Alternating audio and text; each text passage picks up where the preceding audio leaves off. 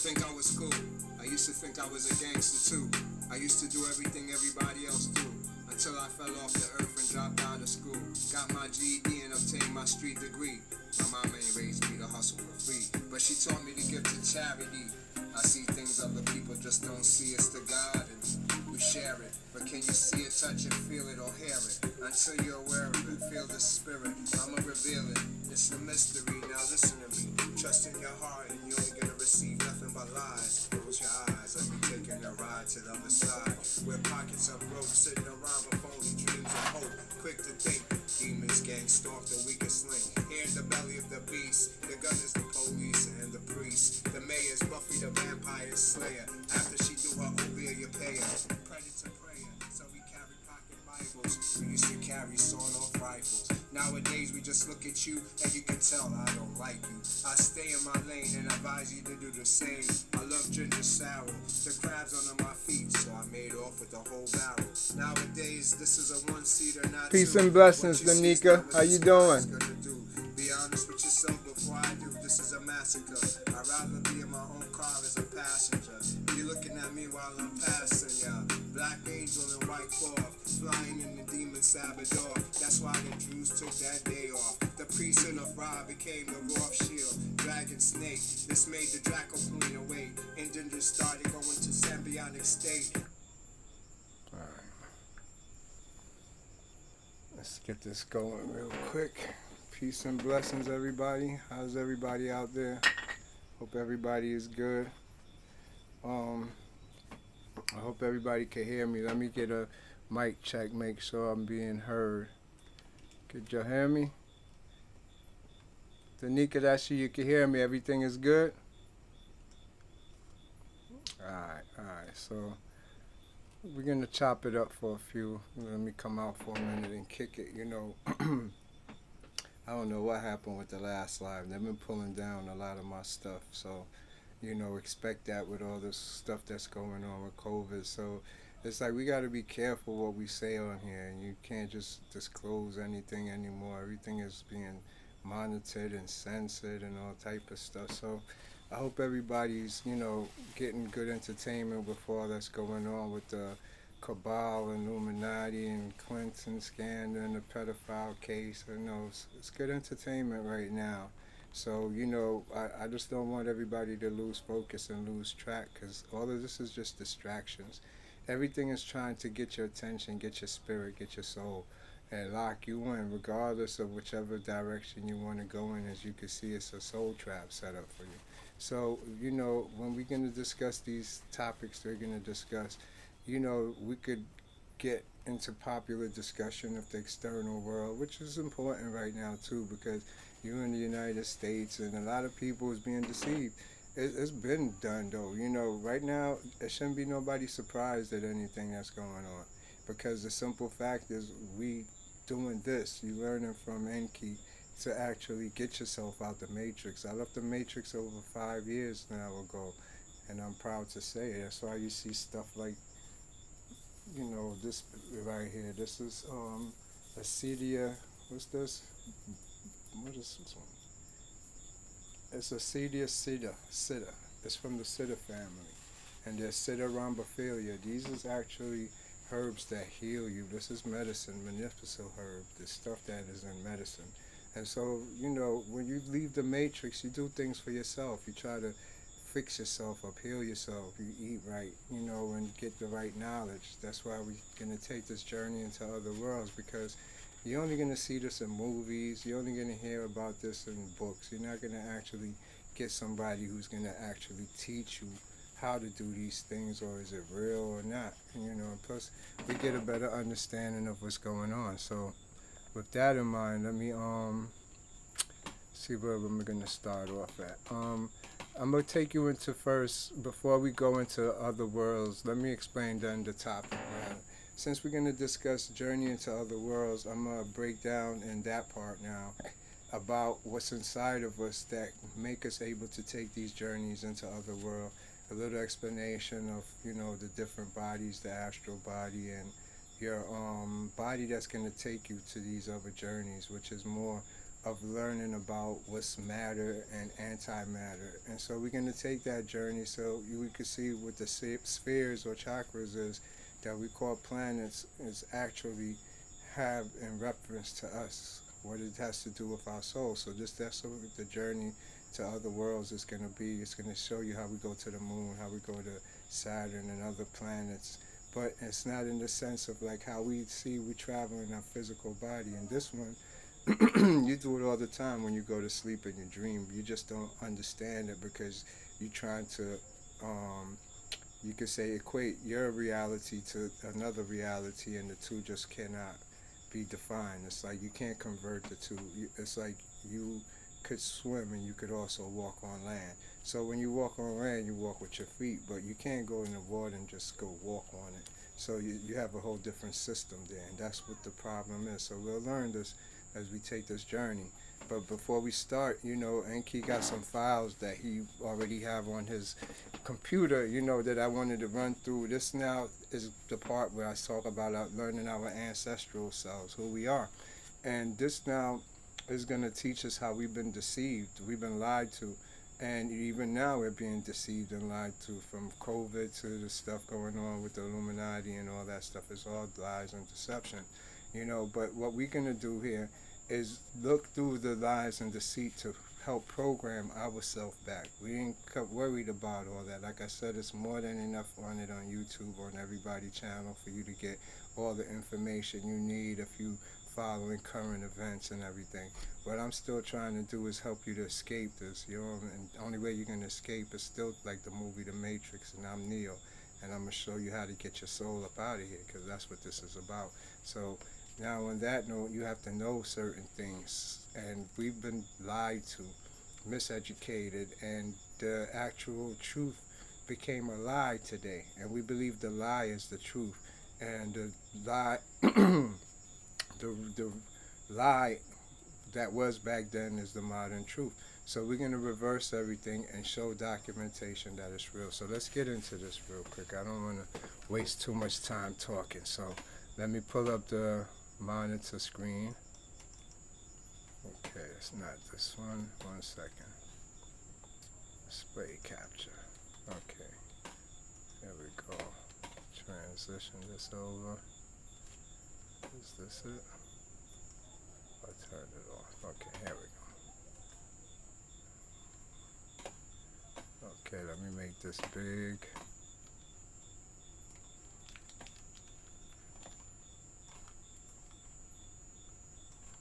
Okay, 1 second.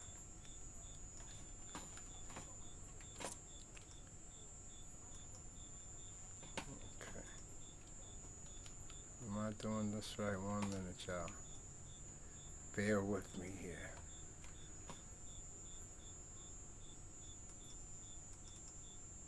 Okay, that's it.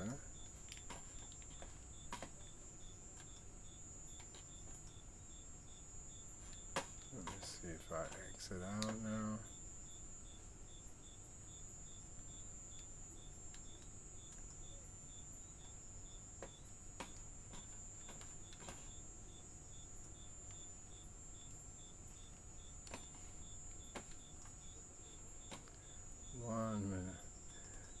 Giving me a little headache here right now. Okay, move that out the way. Cover that. Okay, I see I'm not getting my full screen yet. Give me 1 second. Let me get this together. I see what's going on.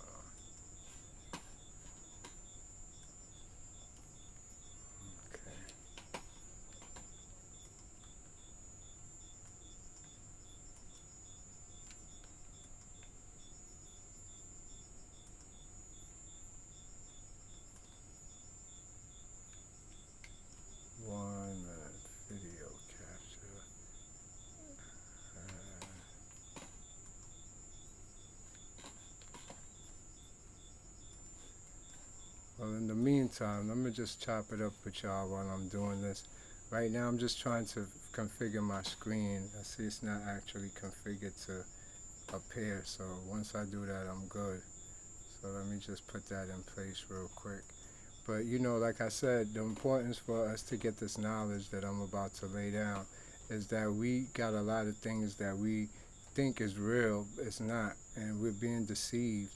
And if we don't know what the real is from what's not going on, it's gonna mislead us, and we're gonna wind up falling into all this hype that's going on. All right, let me see. Display capture. Okay. All right, cool.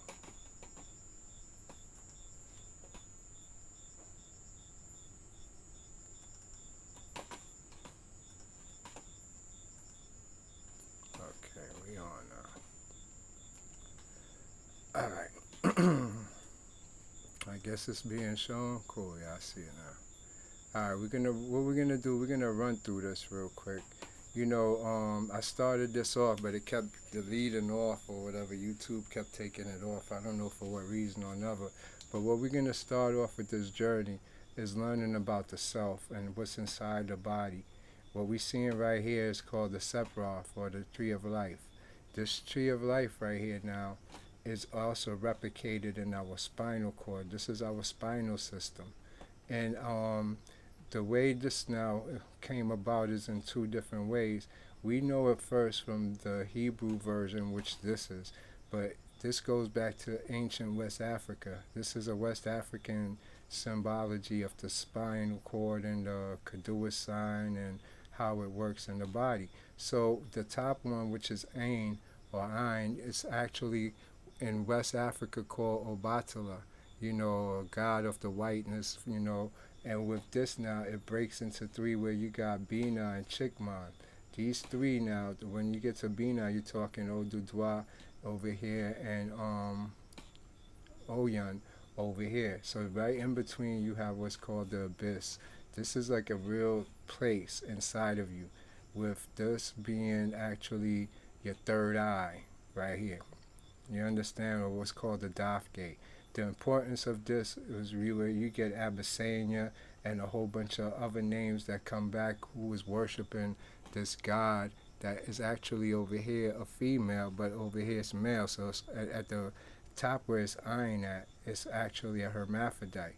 So now when you learn the system, this takes on a different account, because there's a lot of people who is not like God believing, and I'm not saying God in the sense of how we see God, but this system and how your body is designed as a biophysiology and the genetics and the epigenetics of it, it has a higher part and a lower part. And if you don't know these two parts, you won't understand yourself. So it does have a godness to it, but no atheist will understand himself if you can't understand the biophysiology of how you work and how your spine work, your spinal cord and your cerebral fluid. So this will now break down to these three up here. Triangle is actually your higher self, or the Trinity. Down here is your lower selves. These is all part of your lower self. When it got to Hebrews and they started taking it over, this is in Egypt. Now, they changed all of the West African symbols and names to the names of the 12 tribes and associated with the planets. But these is more in tune with your organs. So I want to run through it real quick. As you can see here, I'm going to bring this up to you with the West African account so you have a better, more understanding. Because where we're going with this is more in reference to this term right here that I once saw, Afra. You know, this Afra, he's supposed to be the patron of Africa. And his story is written in the Lumerian scrolls as, like, when we first started coming into being, we had different forms to us. We were shadow beings at once. We was first spirits. Spirits that was, like, took the higher worlds for granted, lazy, party all the time, fucking. So what happened, they say, is the whole system, heaven, the whole world of that world ascended above us and left us now to fend for ourselves, left us to figure out our way, because we never saw anything but contention and arguments and jealousy and fighting between us as the spirits that was created in the matter to make this matter organize and bring it together. So now, once this, you could say God force or the energy, the ethers left us, and we couldn't see God no more, the higher worlds, we started looking on each other, started worshiping stones, all type of funny shit. But first of all, like I said, we started descending deeper into matter. We were subtle energy at first as spirit, and then descended more and more till we became physical flesh. But before we was physical flesh, we was these shadow beings. These shadow beings was called demions or demons or whatever you want to call it. Lovecraft played it out in his books in the primordial period. This was what the primordial period of history is called, when we was all still souls, but and souling the shadow beings that was here, the consciousness of then. So in that now, we wind up descending to a world where we was one with the animal kingdom. We didn't have the soul yet. The soul evolved itself to where it's at. We first came into the animal body. And so we ourselves have the animal nature in us, and it's expressed with the symbol of fire, and it's also expressed with our emotions. We're very emotional. So one person who was to ascend past that higher level of animal self was Afra. This Afra, he was a Lemurian that came into being in Lemuria and did all his ascension to left the animal lower self and become a higher being. He's now reflected as the patron of Africa because he was the first to ascend, but also the first black man to do it. So now, let's say, what's the importance of this, or why are you bringing this up? This now brings into the research of why they call us Africans. You understand? Or why is there African if you're not, and you're looking from this as a European or Spanish point of view, because this is going to cover everything. This is just knowledge. You see the word right here again, when you take these letters, Afri, and you see Afro, okay, you get that. But when now you go into the research, I'm going to come back to this later. I'm going to take that one. This is still the Ascended Master. Let's take it now from Afra. You see it over here? Afra, Ascended Master. I just gave you his story. You look over here now. It's the Arabian word Afrit. Afrit. Afrit, now they say, is a powerful evil demon, a giant monster. So you see now Afra, who's now was in Lemuria, which was the earliest period of history we could go back to, of this word being into circulation or physical history, gets switched now to Afrit when it comes to when the Ottoman Empire ruled. You understand? It's important for you to understand that before it was turned into English Africa, it had to be an Arabian or Islamic version of it, and that's where you would look for it first before you go to Africanus. So when you go and you search now and look up this word, you'll see it comes back up in Google as Afri. Afri right here.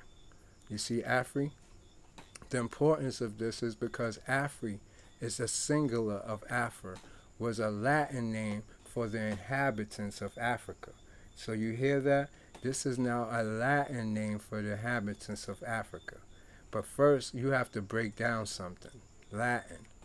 Where did this Latin come from? Because you're saying these are the people who is calling it Africa. You understand? Because it's the Latin name. So you're going to come to realize who was saying this African and was speaking Latin is the same people called the Afri. The Afri national language, or their language, was Latin. Latin is the original language of Africa, period. Latin is the language of Olmec. That's the original language. Later on, picked up by indigenous people all around the world. So now, the first version of it you will know to make sure you understand this for a fact is that the Romans also spoke Latin because they was taught by the Africans back then, which was more ancient Libya. That's why you see the sources like Homer with the Iliad, all the books in Odyssey that he made is of the ancient West African deities personified as these gods from where was it from? You know the area in the book. I don't want to say a name that ain't it. But you understand that part of Greece that is supposed to have taken place at, that's not the true location, and those is actually reference to African gods. So now that you know that the Afris spoke Latin and all Africans spoke Latin, we could continue. So it's a Afri, single Afro was a Latin name of the inhabitants of Africa, referring in its widest sense to all the lands south of the Mediterranean seas, ancient Libya. When we talk in ancient Libya now, this is what I tell you, was ancient Niger. When you talk in ancient Niger, it tied it to a specific genetic line of people that was called Negroes. Negroes is not in existence today. You got African American, you got black, but you don't have Negro no more because that's an actual pedigree of a root stock. Okay, I'm going to make you understand as we go along. It says now of ancient Libya, Latin speakers at first used Afra as an adjective meaning of Africa. As a substantive, it denote a native of Africa. Okay, so that means that when you're you say Africa, you denote a place. When you say African, you denote a group of people. But when you say Afri, that make you singular. You say you are. So actual African would be called an Afri.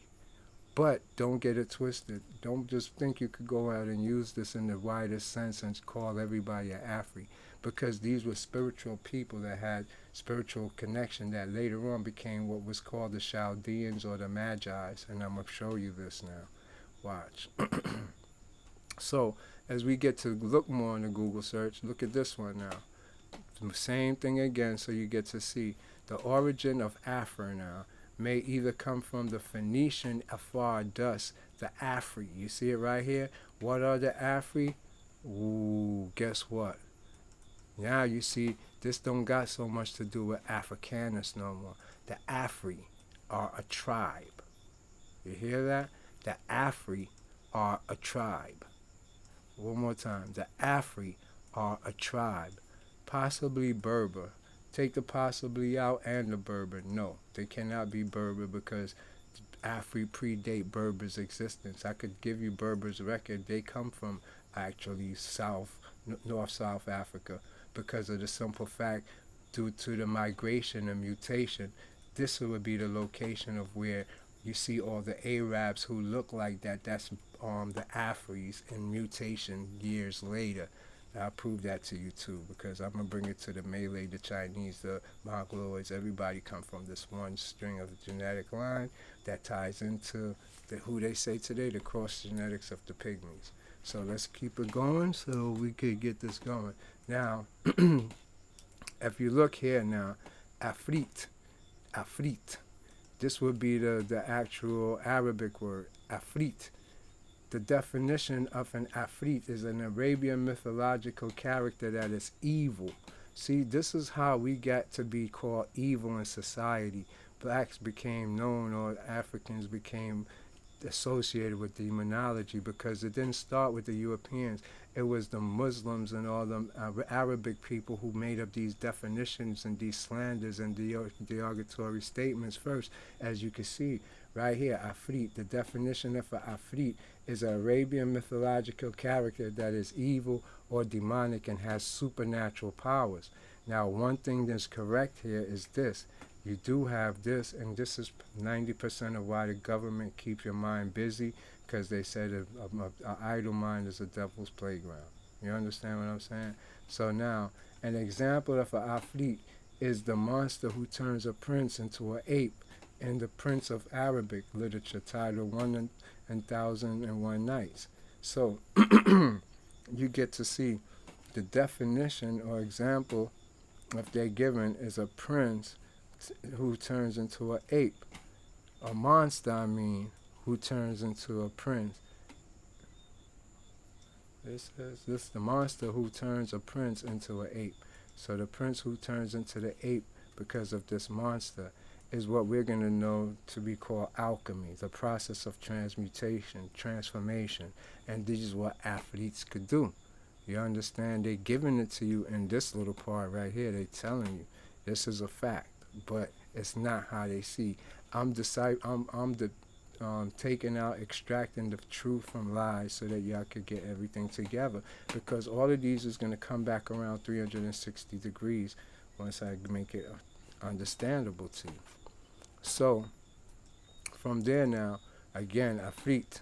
You see a powerful evil spirit in Mohammedan mythology. Now, this is when you're going to start getting to introduce to see what an Afrit is, or that Afri is really a Chaldean. In Chaldean numerology, the numeral value of Afrit in Chaldean numerology is 7. That's perfection. 7 days of the week, so 7 everything. In Pythagorean mythology, the numerical value of Afrit is still perfect. And 9 is completion again. The 9 months of a woman's cycle. The 9 is also the 28-day cycle of the moon. You understand what I'm saying? So it's both masculine and feminine. It's perfect. Okay. Now let's go into this right here, this symbol. A lot of people don't understand this.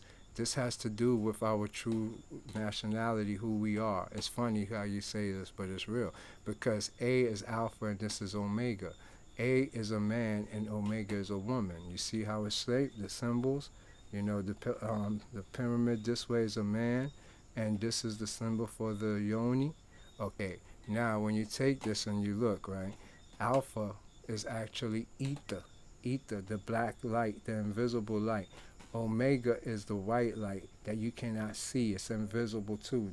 It's not on no recorded anything. This will be called etheric energy, and down here will be called argon energy. One is magnetic, one is electric. No, this is magnetic down here. The woman is magnetic and the man is electric. These two now, when cast, they form the visible light spectrum. What you see as visible light is the light spectrum from Alpha and Omega, or from etheric energy and odaic energy. These two energies brought about what's called these purple beings, indigo beings, or who we call Afri. ¿Tú comprehende? Okay, let's get it underway now. So, archetype. It's important to know what an archetype is. Archetype, as you get the general definition, a very typical example of a certain person or thing. That's what an archetype is. But now it says in Jungian science or theory, a primitive mental image. So archetype will be a logo, a symbol, inherited from the earliest human ancestors and supposed to be present in the collective unconsciousness. What's the collective unconsciousness? Google that and tell me. Alright, this collective unconsciousness is when you're unconscious. You tap into this. You don't have to be conscious to be in this world, to have a job, to be doing whatever you're doing. You could be unconscious and do that. This is what's called the collective unconscious. That means you tap into the Akashic records to get your instructions. You move through the eternal ethereal spirit. You're not there in you. You don't have no control of yourself. If you did, you wouldn't follow the collective consciousness. You would make up your own consciousness. So these primitive mental images inherited from the earliest human ancestors is what not only you're here to overcome as your irrational, impulsive instincts, but it's also who you are deep down inside when you look inside yourself. You're an archetype yourself. You're a symbol. This is also called a logo. So I want you to understand that. With that come the archons. The archon. An archon in the Gnosticism of late antiquity was any of several servants of the demiurge, the creator god. So the demiurge is the creator god that stood between the human race and the transcendent god that could only be reached through knowledge. This is what's called gnosis. You can only reach him, the higher god, through this thing called knowledge. Why people be agnostic or atheist? They cannot acquire the knowledge to understand this part. It requires knowledge. But this really do exist. And those who's atheists regardless or don't believe in it still have a destiny with this, regardless. So you could believe it in it or not, but this has already been here. Our ancestors is not going to take the time out to make big statues and busts of all this stuff because it's a mythology, or we just don't understand it. You understand what I'm saying? But in reality, this is you. This little boy right here, and you got a spiritual person over you. This is her, Isis, the hidden one. Isis is the same as Isa, which is the same as Jesus. This is the spirit, the universal spirit of the world. And it protects every human being. Everything is covered, and it's like a magnetic field. So this is what it's telling you. That's why you see Krishna, you see it in every culture got the same form of a woman holding a baby, because it's not Isis. It's a story they're trying to personify that goes to your subconscious. Your subconscious understands this image. You understand? Okay. Now, when you part of the universal unconscious family, what happens is you go to a state what's called automation. What is automation? In this general term for those that is automated, it means a moving mechanical device made in imitation of a human being. So you see now automation take on a tone that it says made in an imitation of a human being. So it's people out here that is an automation. Why? Because they're made in an imitation of a human being. Now look at it in this plainest sense. Use in similes in comparison to reference to a person who seemed to act mechanical of unemotional way. So you see this right here. He acts mechanical. I'm not going to use the emotion part in this right now, but he acts mechanical. Okay. You understand these things is real. I'm going to show you it again. I see a person. Make it a little bigger. A person or animal that act in a monstrous, routine manner without active intelligence. Automation. You see it right here? Something capable of acting automatically or without an external motive force. So a lot of people, all of us, is not motivated. We just let the external force move us. I mean, I have to go to work. I have to go feed the kids. I have to go. That's what moves us. We're not self-motivated no more. We lost that. Well, let's keep it moving. I showed y'all a video called Rainbow. It's on my timeline. Rainbow body. And I show my skin up close under meditation, and you see a whole bunch of circles. These is the circles. These circles is what's called chakras. These chakras also is what's called demions. These is what's inside of them. Each one has a different, you could say, genetic code to them that actually is a world, an infinite world of that inside each one. But you're entering a demion, which is called a chakra. And so when you get it either from through yoga or understanding how Kundalini work, or you choose to go the left-hand path through Solomon, Gotia, and the Necronomicon, you're still doing the same thing. Both of them is the same thing. All right. Now, this was just something I recorded to let y'all know it's deeper. The sequence of planetary hours of the day. 8 hours is Sunday is to the sun, Monday to the moon. So you got different times now that actually you said, what is this about? You see the planets is tied into the days of the week, which is tied into a equinox and solstice system. And this system is how everything in this world is predicted in this world. To give you an example, let me see. Right here, this one right here that I got. This is from body frequency, right? And it shows you, pay attention over here, down here.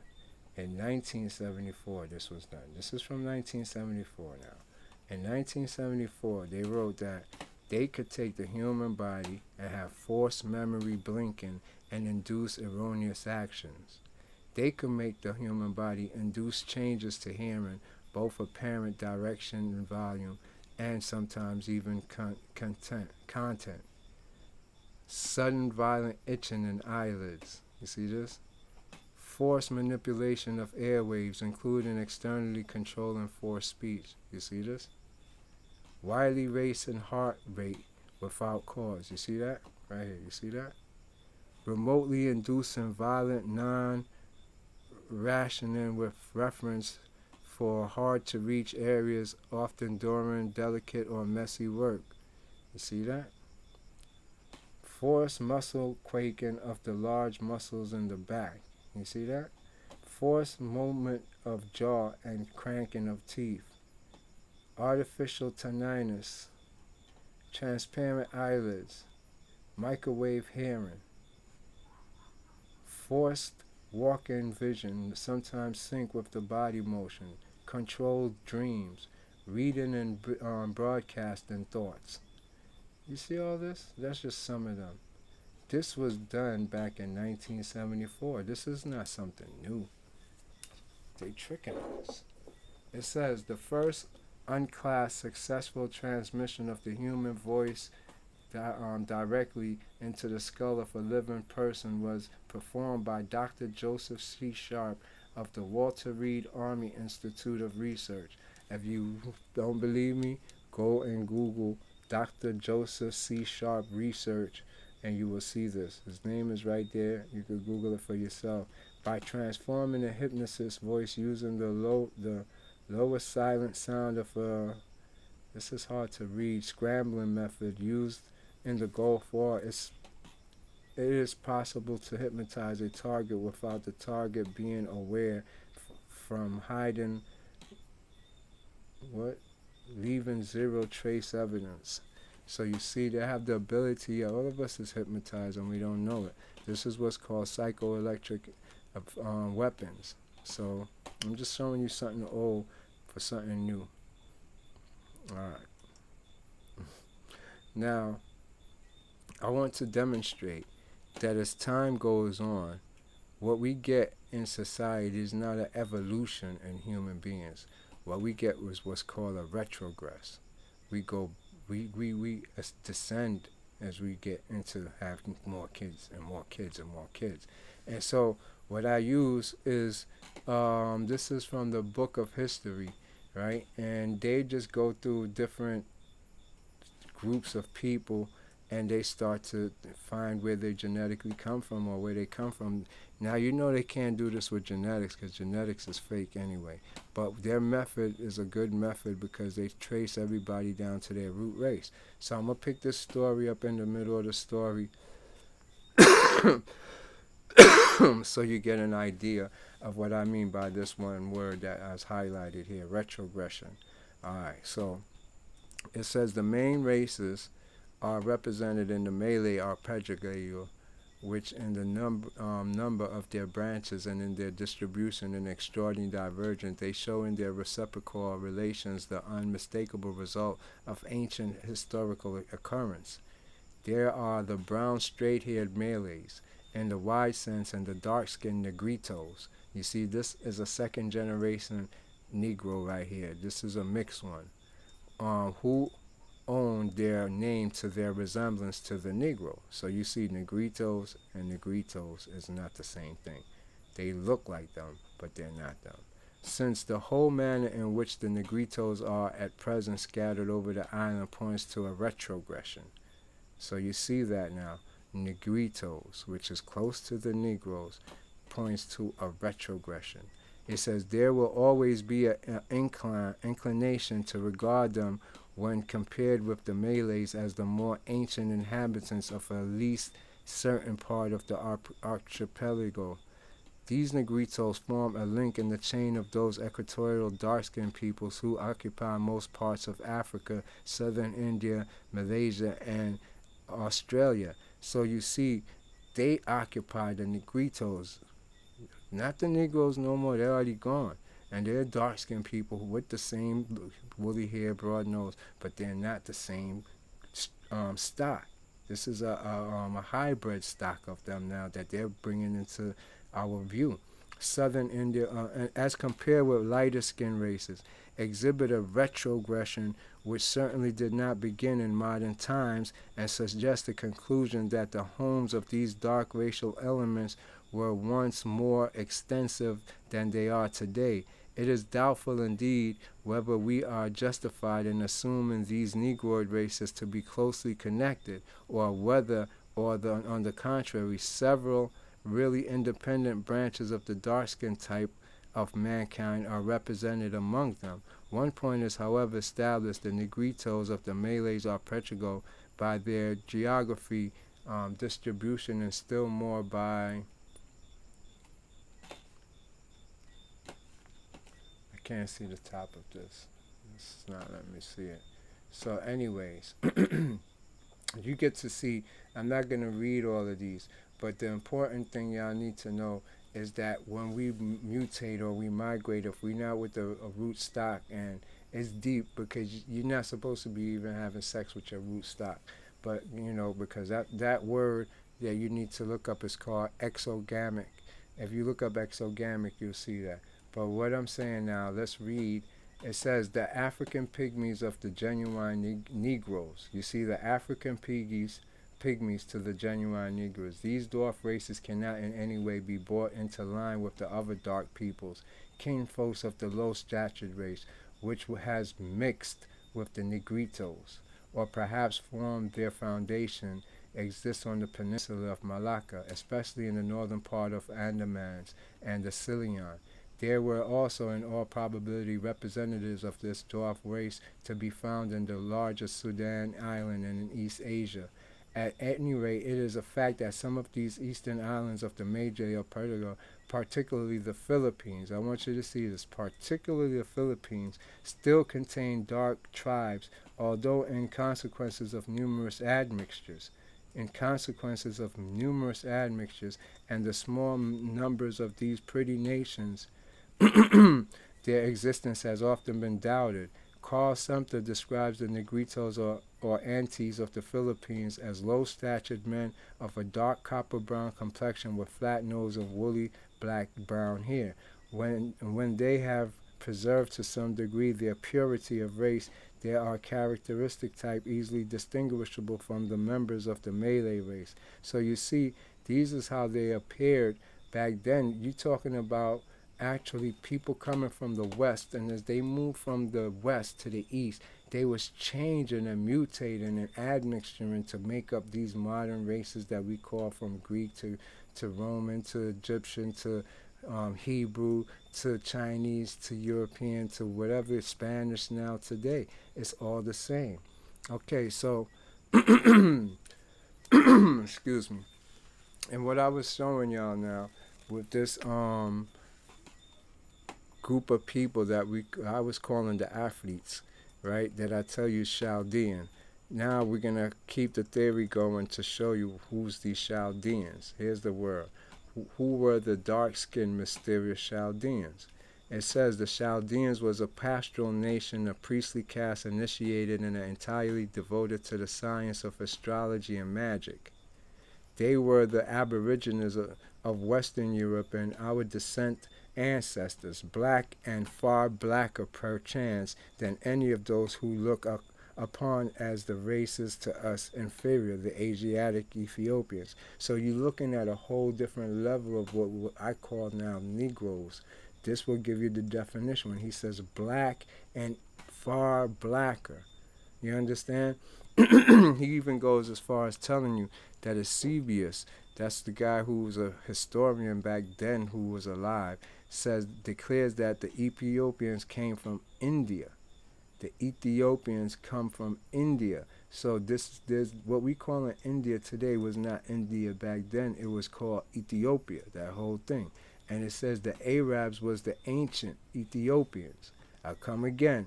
The Arabs was the ancient Ethiopians. So you see how the migration took place later on. These Ethiopians went over here, which the Ethiopians was the West Africans. They kept traveling. The Ethiopians also made the Egyptians. That's the offsprings, or the Nubians. The Nubians became the Indians. Over here, this is where you get the Indo-Europeans and also the Arabians. And from all of these still came from the Ethiopians. And my science, I teach you that they went now through colonization back to Ethiopia and took the Ethiopian genetics and then took the West African genetics, as you know already through slavery. They only took slaves from West Africa, and they took those two and put them throughout the Caribbean islands and the Archipelago islands, made them intimate to make up what's called the African American, which was then sent to over into the United States to help build the United States and as to be a docile slave. Okay. They precede the Terreno Arcadians, who themselves anticipated the Hamitic nations brought along by Nimrod. Though dark-skinned, the Chaldeans were not necessarily Negroes nor even Hamites. See, that's why you say they're not Negroes, because they created the Negroes. The first race before that was a group of darker skinned people, which would have been Olmec. The Olmecs wouldn't have been called Olmecs. The Olmecs would have been called Chaldeans. Ooh. I'll prove this to you. Stay with me. Okay. The pioneers of humanity, fifth root race. See, this is why we don't get it, because you have root race and sub races. And every 5 sub-races makes up a new root race. So don't think that you just, oh my God, I left the root race. No, you got to keep going, because it's the diversity and dating and being in other relationships. After 5 races of this mix, it becomes a root race. And that's where you get the root race of the Aryan. That's the 5th mixed up. 5th root race. You get it? Came out of where? Central Asia. So how do people from Europe come out of Asia? That's why their name is called Indo-European. Indo is India. You understand? So you get to see the so-called Acadians were no more a Turanian race than any of the modern British people are the mythological 10 tribes of Israel, so conspicuously present in the Bible and yet absent from history, belonging virtually to their original connection with the Aryan Central Asian stock. The old Aeolians were Atlanteans, not only in virtue of their long residence in now submerged continent, but also by intermarriage with them. The classification of the ancient nations into Arcadians, Turanians, and Semites, etc., is as best arbitrary. The word Chaldean does not refer merely to a native or an inhabitant of Chaldea. See, that's what the problem is. We was taught that by the Egyptologists, that the word Chaldean means a native or an inhabitant of Chaldea. But right here, this person is telling you the word does not refer merely to that. You understand? It itself is the oldest science of astrology and occultism. All right. Now, the only person to have continued this teachings was the Zoroastrians. That's why it says the Zoroastrians are the true heirs to the Chaldean wisdom. The light which shineth in darkness, through modern darkness comprehended not, through today's parseses know nothing of it now. Now, this now all tie in as far as you get Chaldean. What comes from Chaldean that we all don't understand? The Sumerian tablets, the most important thing in the world. The Sumerian tablets is where you get your translation of Enki, Enlil, and the reptilian situation. So you see, you talking these dark-skinned people, and they're tied to the reptilians. They're tied to the reptilians. How are they tied to the reptilians? Through Chaldean magic, through Chaldean science. So now, why do you have a reptilian brain?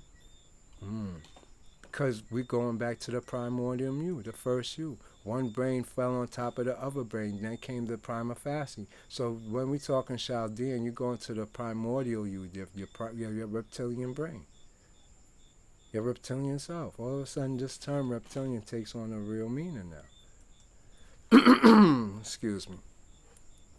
Chaldean magic was based upon a profound knowledge of the powers of simples and minerals. It was only when the Theurgus needed divine help in spiritual and earthly matters that he sought direct communication with pure spiritual beings. To dare to know, to will, to remain silent were their constant rules. To be beneficent, useful, and unpretending were some of their spontaneous impulses. So you get to understand the Chaldeans was the one to say to dare, to know. Nike, just do it. Everything. Noah's in Egypt. To will. The Christians, Bible, everything. Willing now is what we do in this world. And to remain silent. Madame Blavatsky, the voice in the silence, everything. This all come from the same source, the Chaldeans. All of their knowledge come from that same source. Where their constant rules. You see, nobody else in society had rules back then. They had rules. You understand? And they was already practicing what we would call Christianity or the righteous way of living, because they had just these models. So they wasn't some repulsive, they was repulsive looking probably compared to people in society today, but in actuality they was more realistically and divine in their ways of being than any other human being. So they taught the science to human beings. That's what their purpose was. They came here for that. They're called all different type of names. Serpent people, Nakal, Nagahari, they was the Essenes. It's deeper. These people are people who worship the stars, and they're still here today. A lot of us still do. We're one with nature. So these is nature people. These is the children of the sun. Excuse me. All the discoveries of modern astronomy were contained within the secret observatories and initiation halls of the temples of the old Indian in Egypt. It is in them that the Chaldean made his calculations, revealing to the world of the profane no more than it was fit to receive. So you could see the Chaldeans knew more than the regular person, but they only fed them what they needed. Same thing like the Apostle Paul tell you, there's meat, but you only could take milk. I feed you milk. You understand what I'm saying? So once you learn this, you get to understand there's more going on here of deception and what we was taught and what we was believed. So it says, Cyprian of Antioch, a preant sorcerer, had studied in Chaldea the true power of the air, saw the planets as dissimilar as the planets on the earth, understood that the stars that were like armies raged in battle order, and learned that the Chaldean division of ether into 365 parts. So you see the 365 days of the year is here in ether. We live in ether. We are ether. And he knew the science of the ethers. That's what we call magic, the science of the ethers. Your true self, your true higher nature. All right. Now it says, the Kabbalah of the Jews is the most distorted echo of the secret doctrine of what? The Chaldeans. I'm going to say it again. Make it one more bigger so you can see this. The Kabbalah of the Jews is the distorted echo of the secret doctrine of the who? Chaldeans. The mysteries of the Jews are identical with those of the pagan Greeks, who took them from the Egyptians, who borrowed them from the Chaldeans, who got them from the Aryans, from the Atlanteans, and so on, far beyond the misty days of the fourth race. The Greeks learned occult cosmology from the Egyptians, and their latter from the Chaldeans, who had been the pupils of Brahmins of the esoteric school. This part is going to mess y'all up when y'all learn this little... Yeah, this is real right here. When I tell you the Brahmins of the esoteric school predate all of this, we're talking different decades now.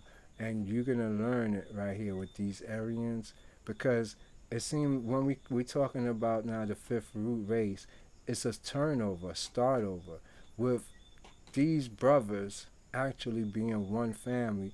We're talking Portuguese, the Spain, French, and the English, the ones that did the whole colonization thing. That's one family, and they was here way long. The Germans too, same family. And what they did was they separated and went to different continents with the same knowledge. and made everybody believe that was their knowledge and their language and their culture, but it was really they implemented there. It was a trick, a decoy. And I'll prove that to you too. So this is just, you can't understand this without getting where they fitted into this and what they did. Excuse me. Okay. Okay, it says their Kabbalistic literature can be traced only from the time of the captivity, yet from the Pentateuch down to the Talmud, the documents of that literature were always written in a kind of mystery language, a series of syllabolical records which the Jews had copied from the Egyptians and the Chaldean sanctuaries, only adapting them to their own national history, if history can be called. All right, so you get to see the deceit of everything that was going on. Let me read this last one so I can get out of here. The Kabbalistic literature can be traced only from the time of captivity. Yet, alright, I read that. Jews had copied from the Egyptians and the Chaldean sanctuaries, only adapting them to their own national history, if history is what it's called. Hebrew is considered to be a very old language, and yet there exists no trace of it anywhere on the old monuments, not even in Chaldea. The Hebrew known to the Philologists does not date earlier than 500 BC, and its characters belong to a far later period still. So what you get in here is an understanding that Hebrew is part of this deception to make us believe all this stuff. There is no Hebrew. They made it up. It doesn't exist prior to a period of time, so it don't link to a group of people or a culture or a civilization who had this language and had it written all over vases and monuments. It's just something that's being said philosophically. All right.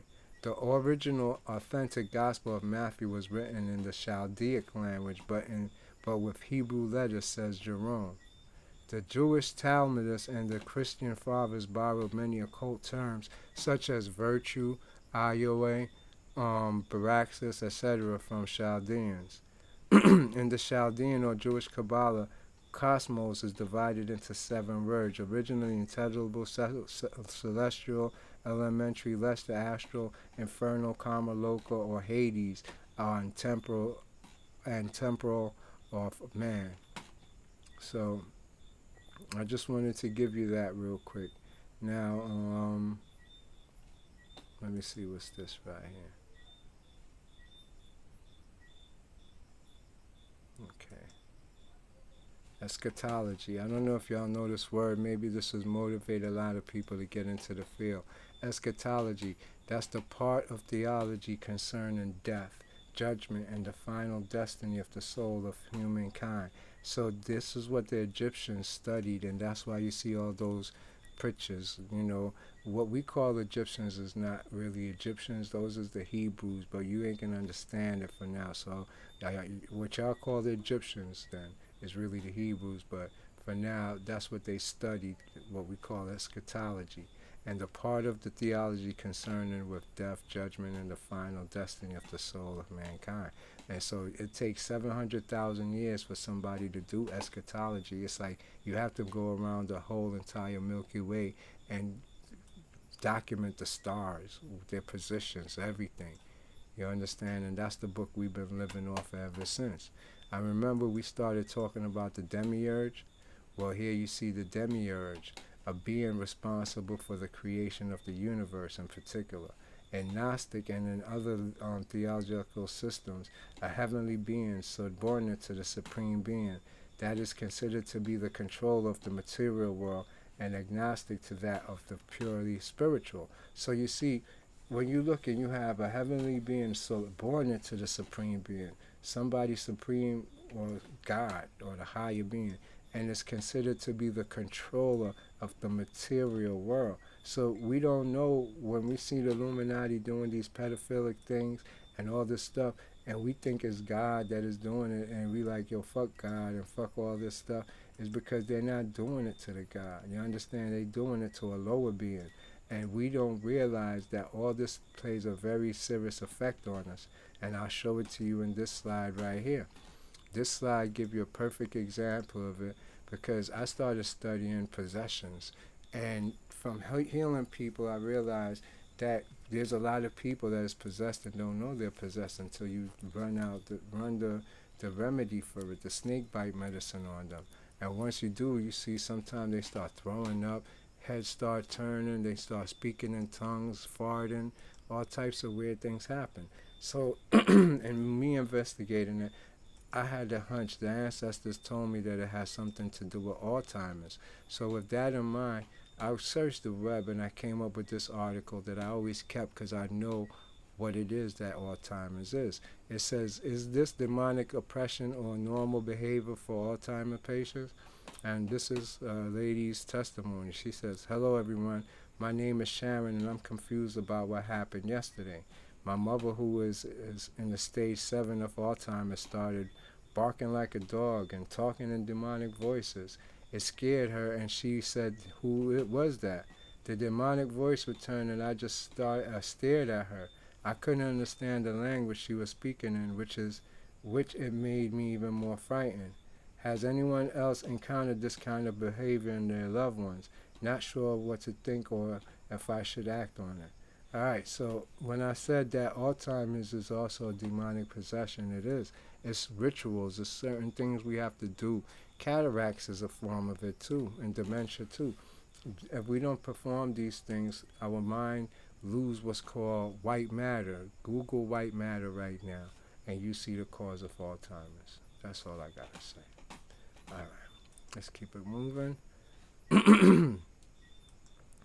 Well, when you go into this isolation, when you start reading a lot and you start having intuition and maybe even see a little bit into the spiritual world, you start developing what's this thing called the genius. The genius is in the creator in you, the knower. It's an actual spirit that come down on you. In the church system, codified as the Holy Spirit, but it's your higher self, your soul. So now with it, now they got us scared of it by they calling it the jinn. And before it was the jinn, no, after it was the jinn, because the jinn would have been first, because this is more Arabic, Ottoman period. We took the demion and called it demon. And so genius is the jinn and also the demon. Here we go. Sometimes a word tells an entire story. Often the evolution of a word, its meaning, reveals a lot about the evolution of the social mind. In some ways, tracing strands of linguistic evolution is like psychoanalysis of the social. We do not necessarily need to make a formal study, etymology, linguistics, semantics, to gain some insight. Sometimes we can just notice a trend going on. We can speculate based on clues and intuition, and then be some fact check to test our hypothesis to see if our ideas hold any water. Let us look at the word genius and demon. It consequently, in contemporary culture, these two words are very different. One is associated with higher intelligence and creativity, and the other is an evil spirit associated with hell. But these words have a change in relationship in their social mind, which is quite telling. Some time ago, I read in the morning of read in the meaning of my name, Damien. I read that it is the name for the Greek word demion. I then read that Plato or Socrates spoke of the demion. Demion means something like indwelling spirit or intelligence. So you see over here, the demon or demion now means indwelling spirit or intelligence. This is your demon. This is your true demion that the church don't want to tell you about. And because we're so dumbed down, we're scared of our own indwelling spirit and its intelligence. And this is what it is. In their philosophy, it's I notice how close the word demion is to demon is to demion, which is an old English of demon. Demion is the old English form of demon. Let's put that aside for the moment. So I just wanted you to see that demon is not real, that all they did was take these words and then retranslated them. So only person who's demon is a human being. That's it. I just was showing this. I had the other one. I didn't show it, but I just want to know in astrology, the negative is feminine. All right. End of that. It's that simple. Okay, we're skipping Joe Massey.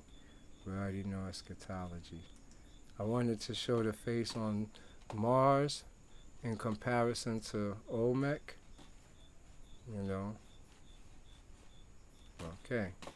I'll let y'all go and do your own research for that. Look into that. All right.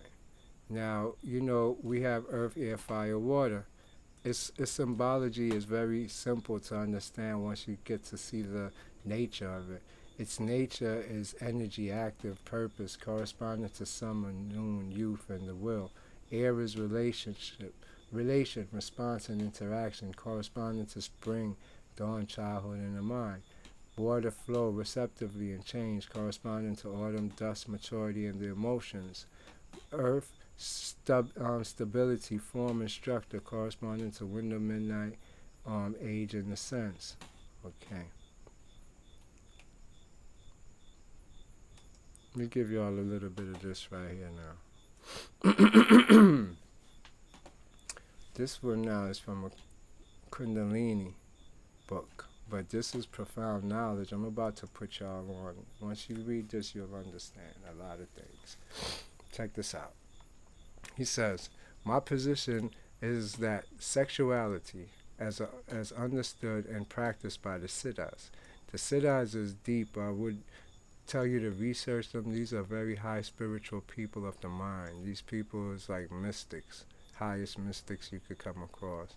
Practice alchemy and what's called tantrika. Alright, so it said practice by the Siddhas is a very complex phenomenon and does not represent either a case of simple rejection or indulgence. Basically, it is a power. So you hear the Siddhas practice a form of power. It is a power over which they are asserting their mastery, their care of the self in Foucault's sense of phrase, through mastery over desire. You hear that? Through mastery over desire and control of the semen. One more time. Through mastery over desire and control of the semen, an aspirant becomes an adept. So this take you from being Thomas Anderson to Neo, just by mastering over your desire and your semen. An aspirant becomes an adept or a neophyte or initiated. But the sexuality has not been rejected. So it's telling you to control your desire and your semen, but do not reject it. It has been internalized and transformed into the energy of coiled snake. Kundalini. So you see, I just gave you the constructions how to do it right there. And thus, it has made possible the attainment of what? Mystical states. As David Kingsley remarks, it is not sublimated or curbed sexual activity that awakens Kundalini. It is not sublimated or curbed sexual activity that awakens Kundalini, but sexual activity properly understood or perhaps properly appreciated. You get it? Sexuality is an instrument of acquisition of occult powers, and an occult power in itself. In alchemy terms, it is the materia prima. So when you hear that term in alchemy, materia prima, they're talking about the sex powers. A raw energy with a material correlate, the sperm, the menstrual blood, that may and should be transformed into elixir. Fundamentally, the sexuality here is the potency of power, the power of transmutation, the power of transubstantiation, the power of defecation.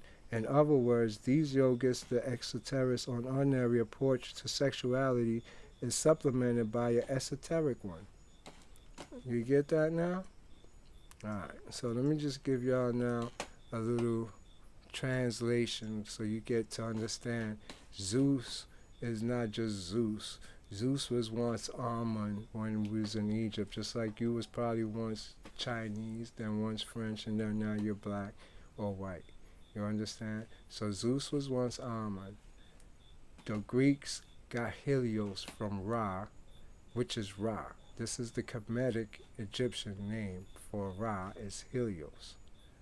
No. For Helios is Ra. I said it backwards, my fault. The same thing, Ptah became Hapstos. Nut or Nut or Neith or Night or Hadith became Rhea.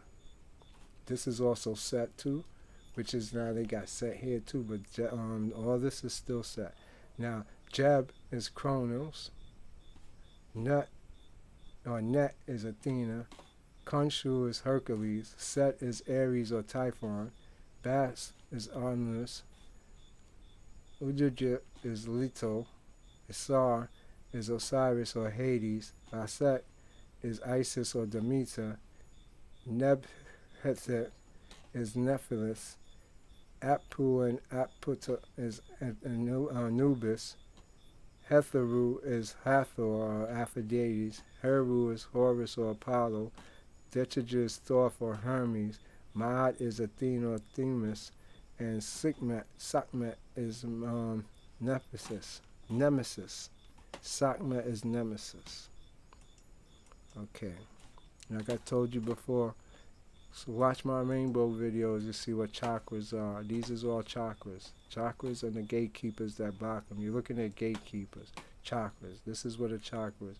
Look at my finger, Hermes Tris, my video Hermes Trismegistus. You see me hold up one finger and a light circle come on it, which formed this chakra right here. This is a chakra.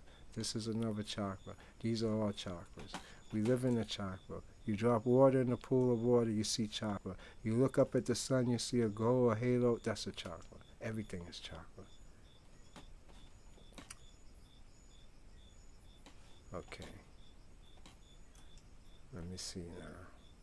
Where do I want to take you? The hand. The hand is special. Not only do it give off energy from not just the fingertips, these are all vortexes full of chakras all over them. It's different vortexes spinning in different directions. And you get an idea of it here.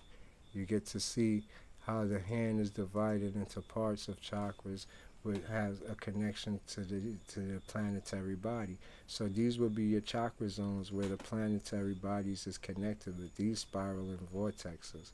When you're under meditation, your hand would freeze, and the slightest pivot makes these 30, 15s, 45, 60s. So you use these for mudarahas, you say, as you do meditations to get those effects.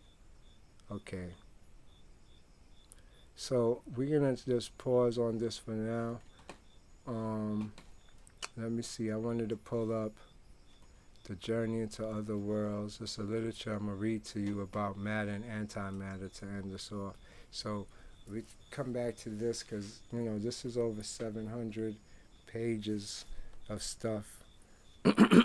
So let me see. I think it's right here. 1 minute. Alright. We're going to take this journey now. So, easy journey to other planets. That's what this is about. By practice of supreme yoga. So, I'm going to show you how to get to other planets using supreme yoga. His divine grace. Alright. Let me just show you so you understand. One can attempt to go to any planet he desires, like I said. One can attempt to go to any planet he desires. But this is only possible by psychological changes. Read this again. But this is only possible by psychological changes in the mind or by yogic power. We just went through a whole bunch of stuff with different powers and how things work. So one can attempt to go to any planet he desires, but this only possible by psychological changes in the mind or by yogic power. Mind is the nucleus of the material body. Anyone who trains their mind to turn from matter to the spiritual form of the Godhead by performance of bhakti yoga, can easily attain the kingdom of God in the anti-material sky. Of this, there is no doubt. Okay, so with that in mind, let's get into this. Okay, the first thing we're going to learn for you to get into this world is about anti-material worlds. So there's worlds that has no materialness to it. So once you understand that, you could get to know that, then wow, material, yeah, this is a material world. So I must have an anti-material part of me to make that other part of the world come, or me have something to interact with it with. Because you got a body for all worlds, including the water too. You understand? So give me a second.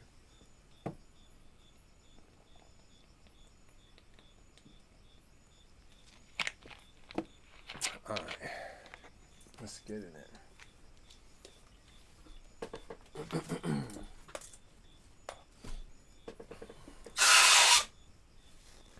All right, the materialistic science may one day finally discover the eternal anti-material world, which has for long been unknown.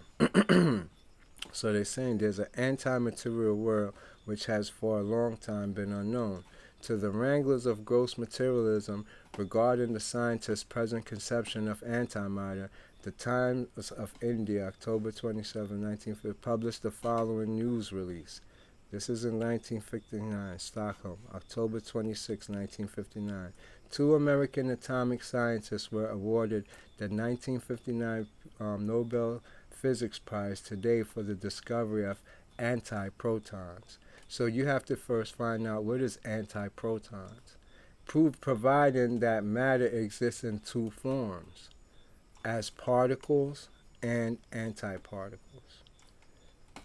I'll start again. 2 American atomic scientists was awarded the Nobel Peace Prize in 1959 for the discovery of an antiproton, proving that matter exists in 2 forms, as particles and antiparticles. They are Italian doctor, and you could Google them and find out if this is bullshit, Dr. Emilio Sergi, 69, and Dr. Owen Chamberlain, born in San Francisco. According to one of the fundamental assumptions of the new theory, there may exist another world, or anti-world, built up of antimatter. This anti-material world consists of atomic, subatomic particles spinning in reverse orbit to those of this world we know. If these 2 worlds should at each clash, they would both annihilate in one blinding flash. In this statement, the following proportions are put forward. There is an anti-material atom or particle which is made up of anti-qualities of material atoms. There is another world beside this material world of which we have only limited experience. The anti-material and the material world may clash at certain periods and may annihilate one another. Well, I'm going to break that down to you because a lot of us don't understand our rebellious self, our self that go against things. It's that anti-material side of us, the antimatter, the anti-proton in us. Okay, why would you say that? Or why would I say that? You're going to see in a few. One of these 3 items, we, the student of this theistic science, can fully agree with the items 1 and 2, but we can't agree on the third, only within the limited scientific definition of antimatter. The difficulty lies in the fact that the scientist's conception of antimatter extends only to another variety of material energy. Excuse me. Whereas the real antimatter must be entirely antimaterial. Matter as it is constituted is subject to annihilation, but antimatter, if it is to be free from all material symptoms, must also be free of annihilation. You hear that? Antimatter is also free of annihilation, but is in its very nature. It is, if matter is destructible or separable, antimatter must be destructible, must be destructible and inseparable. We shall try to discuss these proportions from the angle of authentic scriptural versions. Okay, the most widely recognized scriptures in the world are the Vedas. The Vedas have been divided into 4 parts: Sama, Raju, Rig, and Atharvara. The subject matter of the Vedas is very difficult for a man of ordinary understanding. For elucidation, the 4 Vedas are explained in the historical epic called the Mahabharata and in 18 Puranas. The Ramayana is also a historical epic which contains all the necessary information from the Vedas. So the 4 Vedas, the original Ramayana and the Valmiki, the Mahabharata and the Puranas, are classified as the Vedic literatures. The Upanishad are parts of the 4 Vedas, and the Vedanta Sutras represent the cream of the Vedas. All of these is very good. I advise y'all to pick them up and read them as you start to move up in higher understanding of higher things. With Vendettas as a very serious book, you know what I'm saying, and don't play. To summarize all these Vedic literatures, the Bhagavad Gita is is accepted as the essence of all Upanishad and preliminary explanations of the Vedanta Sutras. Didn't Dr. Sebi said only thing he know is the Bhagavad Gita? He tell you about the Bhagavad Gita, that's all he read, and he got all his knowledge of plants and everything. The Bhagavad Gita. I'm putting y'all on. This is not a joke. One may then conclude that from the Bhagavad Gita alone one can have the essence of the Vedas, for it is spoken by Lord Shri Krishna, the Supreme Personality of the Godhead, who descended upon this material world from the anti-material world in order to give complete information of the superior forms of energy. So now when you say this part, Lord Shri Krishna, or Christ, Krishna and Christ is the same thing.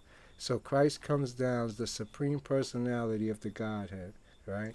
Who descends upon the material world from an anti-material world in order to give complete information. Didn't this sound like the Chaldeans when we was discussing the Chaldeans or the Afrites? Okay, just remember that.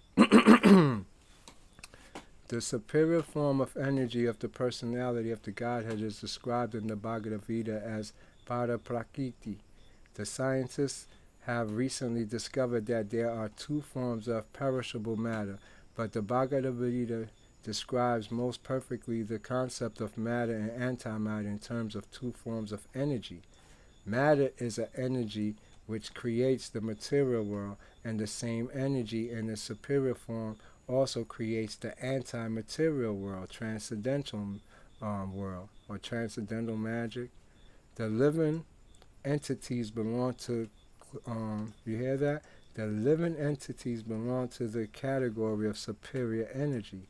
The inferior energy or material is called Parakita. In the Bhagavad Gita, the creative energy is thus presented in 2 forms, namely Apara and Parakiti. Matter itself has no creative power. I will come again. Matter itself have no creative power. It's just like we said, self-automated people. We say, something that your material self, it can't go with you where you go. It's because it has no power in it to create. It can't do nothing from you. You're the creative power in the matter. So it says, when it is manipulated by the living energy, which is you, material things are produced. So that's why you live in a world where you got on shirt, pants, clothes, a roof over your head. We did that. Human beings, not God. Matter in its crude form is therefore the latent energy of the Supreme Being. That means it's potential energy. Whenever we think of energy, it is natural that we think of the source of energy. For example, when we think of electrical energy, we simultaneously think of the powerhouse where it is generated. Energy is not self-sufficient. It is under the control of a superior living being. For example, fire is the source of 2 energies, namely light and heat. Light and heat have no independent existence outside of fire. You get it? Similar, the inferior and the superior energies are derived from a source, which one may call by any name. The source of energy must be a living being with full sense of everything. So you see this again. That source of energy must be a living being. So all energies are living beings. So when you feel the energy, you're feeling a living being with full sense of everything. That's why it don't fuck you up, because it's conscious of what it's doing. The supreme living being is the personality. The supreme living being is the personality of the Godhead. Shri Krishna, the Christ, the chosen one, or the all-attractive living being. Excuse me. In the Vedas of the supreme living being, or the absolute truth, it is called Bhagwan, the opulent one, the living being who is the fountainhead of all energies, the discoverer of the two forms of limited energies by the modern scientists is just the beginning of the progress of science. Now they must go further to discover the source of the two particles or atoms, which they term material and antimatter. Material and antimaterial. My bad. How can the antimaterial particle be explained? We have experience with the material particles of atoms, but we have no experience with antimaterial particles. However, the Bhagavad Gita gives the following vivid description of antimaterial particles.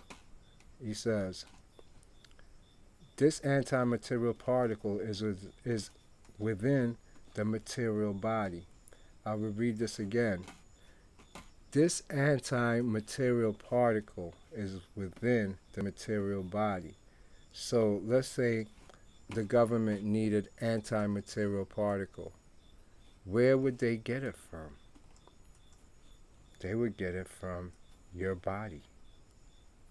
I'll say it again. If your government wanted to make UFOs, antimaterial flying devices, or they needed antimaterial particle, where would they get it from? It is within the human body. Why? Let's find out. The Bhagavad Gita said, because of the presence of this antimaterial particle, the material body is progressively changing from childhood to boyhood, from boyhood to youth to old age, after which the antimaterial particle leaves the old unworkable body and takes up another material body.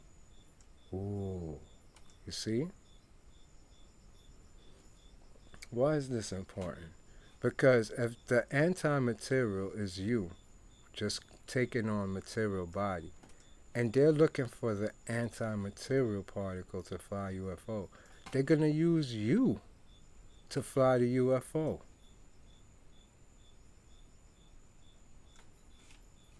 You get it? Energy. You remember up here, any energy was a being, a living being. So we're being used to power shit, and you don't know it. You think I'm joking? Watch this. This description of a living body confirms the scientific discovery that energy exists in two forms. When one of them, the antimaterial particle, is separated from the material body, the latter becomes useless of all purposes. You hear now? When one is separated from the other, the latter becomes useless of all purposes. As such, the antimaterial particle is undoubtedly superior to the material particle. Let me read that again. The antimaterial particle is undoubtedly superior to the material energy. No one, therefore, should lengthen from the loss of material energy. All varieties of sense of perception in the categories of heat, cold, happiness, and distress are but interactions of material energy which come and go like seasonal changes. The temporary appearance and disappearance of such material interaction confirms the material body is formed of a material energy inferior to the living force, or the Java energy. Any intelligent man who is not distributed by happiness and distress understand that they are different material phases resulting from the interactions of the inferior energy. It's competent to regain the anti-material world where life is eternal, full of permanent knowledge and bliss. So what they call in this heaven is what we know as the anti-material world. This anti-material world where life is eternal, full of permanent knowledge and bliss. The anti-material world is mentioned here, and in addition, information is given that in the anti-material world there is no seasonal fluctuation. Everything there is permanent, blissful, full of knowledge. But when we speak of it as a world, we must remember that it has form and paraphernalias of various categories beyond our material experience. So it's like a dimensional thing, traveling in dimension when you going back into an anti-material world. Okay, so you get to see so far from learning this anti-material that existence in this material world is like a concealment. You're locked into something, that you're trapped to the laws of this material. But in you, like when you go to sleep, you have an anti-material body that leaves and go back to this anti-material place where you originally came from. So this is still the same science, but now you know there is something special in you, not just adrenochrome or adrenaline. You know, you have anti-material properties too that people extract and use for other purposes. The material body is destructible, and as such it is changeable and temporary. So is the material world. But the anti-material living force is non-destructible and therefore is permanent. Expert scientists have thus distinguished the different qualities of the material and the anti-material particles as temporary and permanent, respectively. The discoveries of these two forms of matter have yet been found out the qualities of antimatter. The discoverers of the two forms of matter have yet to find out the qualities of antimatter. But a vivid description is already given in the Bhagavad Gita as follows. The scientists can make further research on the basis of this valuable information. The antimaterial particle is finer than the finest of material particles. This living force is so powerful that it spreads its influence all over the material body. So you get to see the anti-material particle is finer than the finest of material particles. So this is what's called subtle energy too. This living force is so powerful that it can spread its influence all over the material body. The anti-material particle has immense potency in comparison to the material particle, and consequently it cannot be destroyed. It cannot be destroyed. It cannot be destroyed. You can't die. This is but the beginning of the description of the antimaterial particle in the Bhagavad Gita. It is further explained as in the following. The finest form of the antimaterial particle is engaged within the gross and subtle material bodies. You hear that? So it's in the gross, the physical body, and in the astral bodies. That's the subtle material body. Although the material body, both gross and subtle, are subject to destruction. So this goes to show you, here it is, although material bodies, both gross and your astral, are subject to destruction. So I hope you understand that. The finer the anti-material particle is eternal. One's interest, therefore, should be in the eternal principle. You see that? One's interest, therefore, should be in the eternal principle, not what's going on right now. The perfection of the science of will occur when it is possible for the material scientist to know the qualities of the anti-material particle and liberate it from the association of the non-permanent material particles. Such liberation would mark the culmination of scientific progress.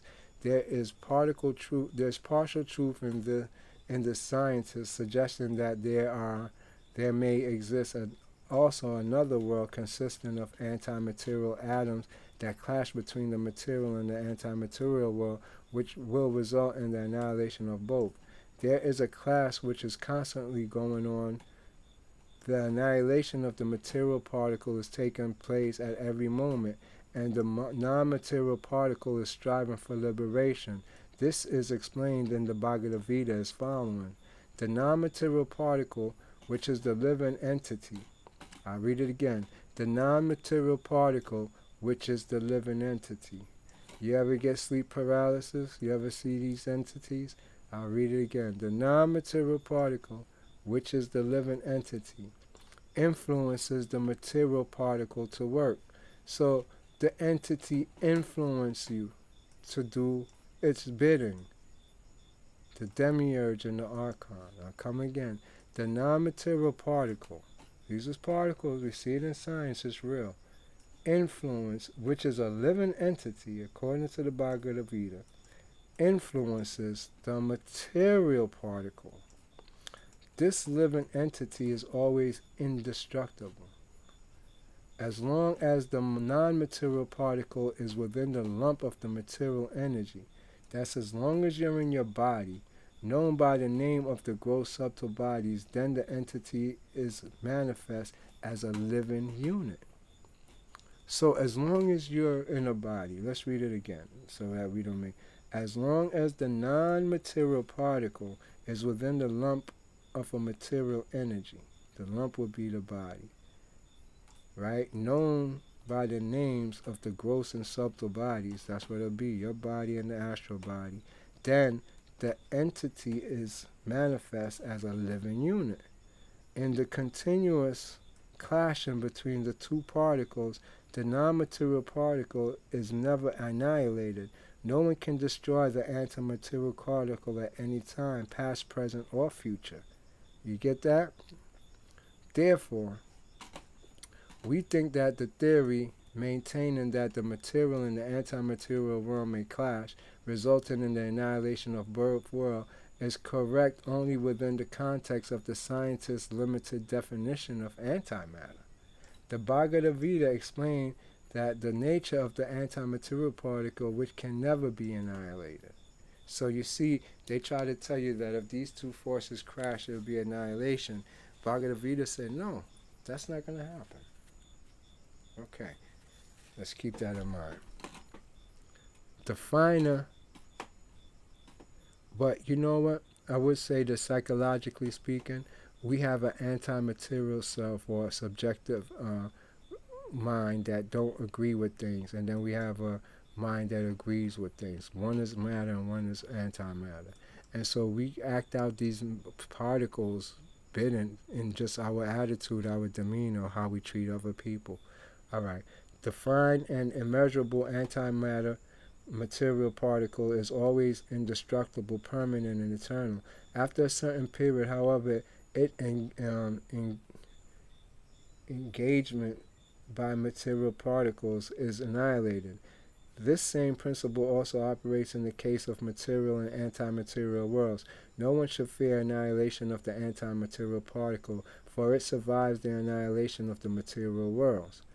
Everything that is created is annihilated at a certain stage. Both the material body and the material world are created, and they are therefore subject to annihilation. The antimaterial particle, however, is never created and consequently is never annihilated. This is also collaborated in the Bhagavad Gita. So let's hear what they say. They say the antimaterial particle, which is the virtual force, is never born or created. So this is your story of God and all this other stuff that they hide underneath the name of these anti-material forces and all this other stuff, is get their story in. So it says, it exists eternally. This is also your soul. It has neither birth date nor death dates. It's neither repeatedly created nor destroyed.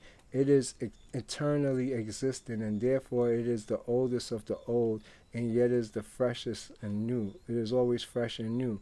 Although the material particle is annihilated, the antimaterial particle is never affected. You hear that? The principle is also applicable to the antimaterial universe as well as to the antimaterial particle. When the material universe is annihilated, the antimaterial universe exists. In all circumstances, this will be explained more in details later. The scientists may also learn the following from the Bhagavad Gita.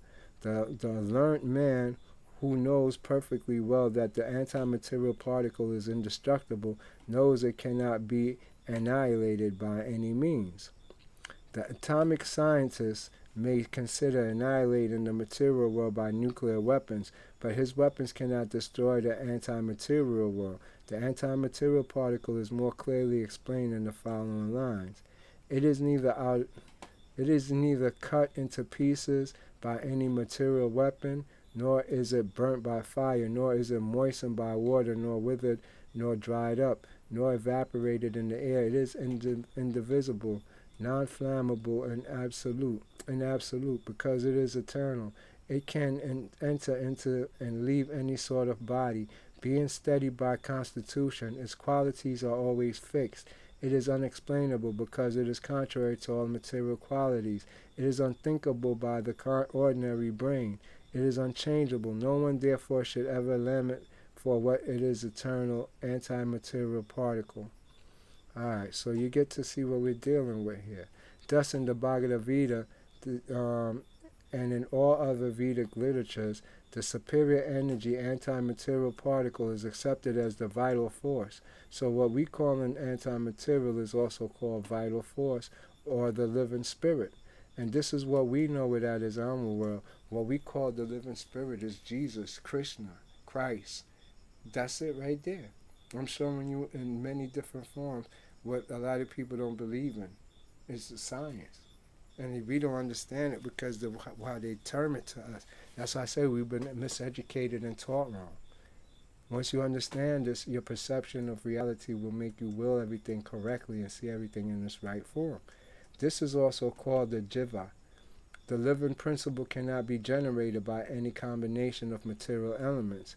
There are 8 material principles which are described as inferior energies, and they are earth, water, fire, air, ether, mind, intelligence, ego. Apart from these is the living force, or the anti-material principle, which is described as the superior energy. You understand? So you have all 8 of these, earth, air, fire, water, ether, mind, intelligence. It still don't add up to this one living force, or the antimatter principle, which is described as superior energy. These are called energies because they are wielded and controlled by the supreme living being, the personality of the Godhead, what we call Krishna, Christ. So it's more going on than you think, and you can't take these out because prior to science, this is where you would have to get your knowledge and decipher life from through these sacred texts. Alright, I'm just putting you on. For a long time, the materialist was limited within the boundary of 8 material principle mentioned above. Now it is encouraging to see that he has a little preliminary information on the antimaterial principle and antimaterial universe. We hope that this progress of time, the materialist will be able to estimate the value of the antimaterial world in which there is no trace of material principles. Of course, the very word antimaterial indicates that the principle is in opposition to all material qualities. There, of course, the mental speculators who comment upon the antimaterial principle, these fall into the main groups and they arrive at the different erroneous conclusion. One group, the gross materialist, either denies the antimaterial principles or admits only the distinguishing of material combination at a certain stage or depth. The other groups accepts the anti-material principle as being in direct opposition to the material principle with its 24 categories. This group is known as the Shaktyists, and they investigate the material principle and analyze them minutely. At the end of their investigation, the Sankyatis finally accept only a transcendental anti-material non-active principle. However, difficulties arise for all these mental speculators because they speculate with the help of inferior energy. You see, they use the lower self to try to define the higher self or understand the higher self. They do not accept information from the superior in order to realize the real position of the anti-material principle. One must raise the transcendental plane of superior energy. Bhakti yoga is the very activity of superior energy. So you got a lot of people taking orders and only worshiping their lower self. That's what people doing, sacrifices, all these crazy stuff out here to these lower energies, but know nothing of the higher one. You know, let me do this last one real quick. Let me just check up on, see how this is going. 1 second. Okay, so far so good. Alright. How long has this been? 1 hour 45 minutes. Alright, so what I'm going to do is I'm going to conclude this into a second part, and I'll be back to do it, the second part.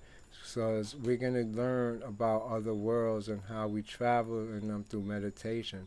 But first, this was just the introduction so you understand, you know, the journey into traveling into other worlds and how it exists through you, your body, through your superior motion of yourself and the psychological state. Once you understand how particles work, the antiparticle, and you'll be able now to take yourself out of your body and go into these meditations. So I hope this gives you understanding. Let me turn this off. Did I do this right? Alright. So y'all have a good night, and thank you for checking me out. I'll do another one for the next 2 days. Let me see if I can get this going. Alright, y'all. University of Conscious Science. This is Lord Enki. One love, y'all.